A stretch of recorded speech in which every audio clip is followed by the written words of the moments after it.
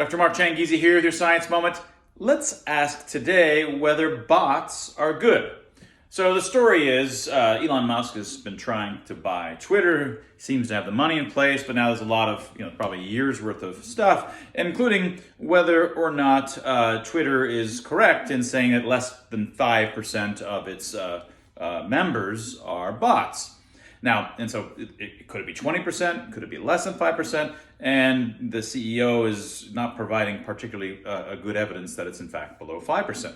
Now, of course, there's really good reasons for wanting to know how many bots there are if you're going to be buying it. And there are good reasons to want to know how many bots there are, because if you're an advertiser, if you're someone who has a company like my company and we want to advertise, we'd like to know that we're actually reaching real people with actual pocketbooks, right?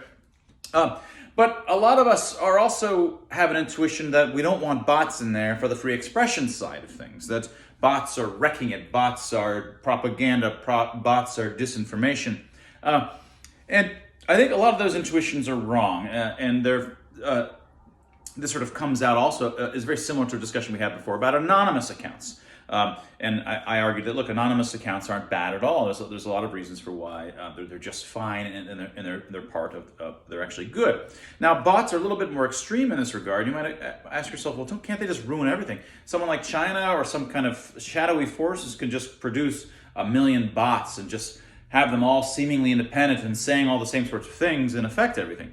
Now, I think that radically overestimates what they're able to do, even though these networks aren't having the full suite of mechanisms that I and my co-author Tim Barber for in our book Express the Human coming out soon, we would argue there are certain kinds of structures that need to be in place to have a functional, healthy reputation network and social network, and certainly social networks like Twitter and Facebook are pale comparisons to that. But even so, bots are not the dangers that you think that they are. If you suddenly push in a whole bunch of bots, well, there's nobody following any of them. And to the extent that they acquire a few followers here and there, well, there's no reputation associated with them. They've said no interestingly smart things or have no track record of saying interesting, smart things. And so they'll develop no reputation. They'll have either no reputation or low reputation because they're just outputting gobbledygook. Their AI is outputting gobbledygook, right? There's just really no reason to worry about those, other than flooding the system or something, like an organized attack on the system and things like this. But on the free expression side, I think people's intuitions about why they're wrong, and a lot of people had this view like China is sending out there's all these sort of, there's a photo with like a 10 by 10, 100 different shots of these bots all saying the same kind of thing, and they're appearing in people's comments in thread comments. And you could argue, well, they might slowly, but bots typically look like bots. You quickly get the feeling people are saying the same sorts of things, and so for the most part, in a functioning reputation network, there's just no problem. They're effectively not there. They, by saying stupid things or nothing smart on average, they just disappear.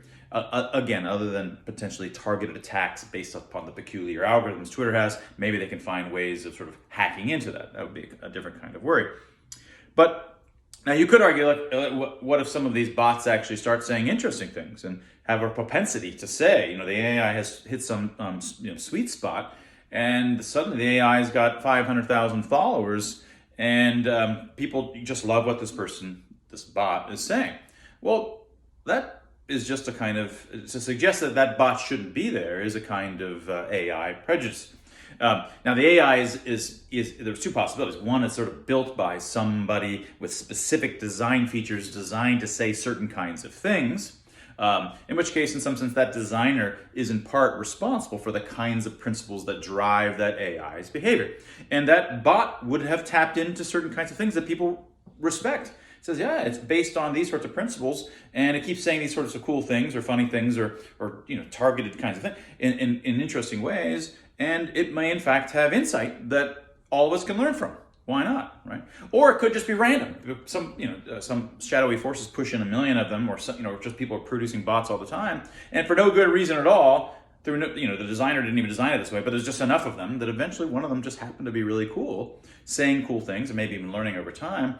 And yeah, you might argue, sure, maybe it's designed though to be devious. It's going to build 1 million followers just so that it can sneak in and pull. There's nobody smart enough to do that kind of thing. Look, it starts, if it builds a reputation and gets to a million and has a high reputation associated with that, well, if it starts to try to bend that group of people to believe in something horrible or something that's eventually it's going to lose reputation. It's not as simple as people think. People aren't leadable in the long run. Maybe for a week under fright due to panic, but that requires the whole network to be shaking and vibrating in an echo chamber, like we've talked about many times before.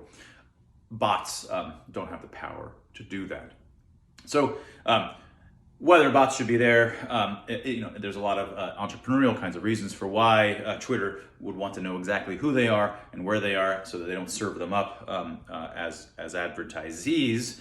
But on the free expression side, bots are not nearly as bad as you may have thought. And that was your science moment.